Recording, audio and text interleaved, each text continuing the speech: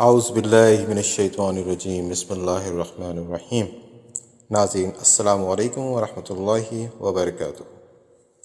اللہ کا ارشاد ہے کہ اور اللہ کی رسی کو سب مل کر مضبوطی سے تھامے رکھو اور آپس میں تفرقہ نہ ڈالو۔ آج کی میری یہ ویڈیو ایک بڑے اہم ایشو پر ہے۔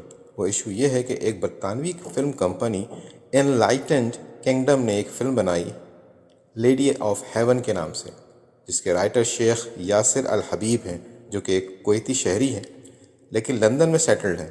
شیخ یاسر الحبیب کے بارے میں یہ بتاتا چلوں کہ اس نے 2010 میں حضرت عائشہ صدیقہ رضی اللہ تعالی عنہا پر ایک متنازع بیان دیا تھا اور کچھ ایسے الفاظ ادا کیے تھے جسے دوبارہ یہاں دہرایا نہیں جا سکتا۔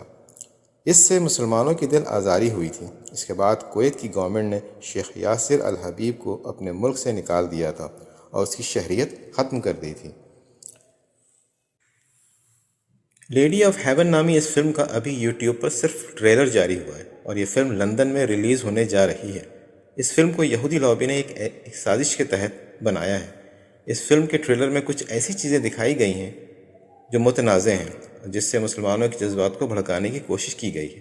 اس فلم میں حضرت فاطمہ زہرا رضی اللہ تعالی عنہا کے بارے میں غلط قسم کے واقعات کا ذکر کیا گیا ہے، جس کا حقیقت سے کوئی تعلق نہیں ہے۔ پاکستان کے شیعہ علماء کرام اور سنی علماء کرام نے اس فلم کی شدید الفاظ میں مذمت کی ہے۔ پی ٹی اے نے اس کے ٹریلر اور فلم کے سوشل میڈیا پروموشن پر پابندی لگا دی ہے۔ حضرت فاطمہ زہرا رضی اللہ تعالی عنہا تمام مسلمانوں کے لیے انتہائی قابل احترام اور محترم ہستی ہیں۔ یہودیوں کا اس فلم کو بنانے کا مقصد شیعہ سنی فسادات کروانا ہے۔ یہودی اور دوسرے اسلام دشمن ہمیشہ سے اس قسم کی حرکتیں کرتے آئے ہیں کہ کسی بھی طرح سے مسلمانوں میں آپس میں پھوٹ ڈالو اور انہیں آپس میں لڑاؤ، لیکن ہم نے ان کی اس کوشش کو کامیاب نہیں ہونے دینا ہے۔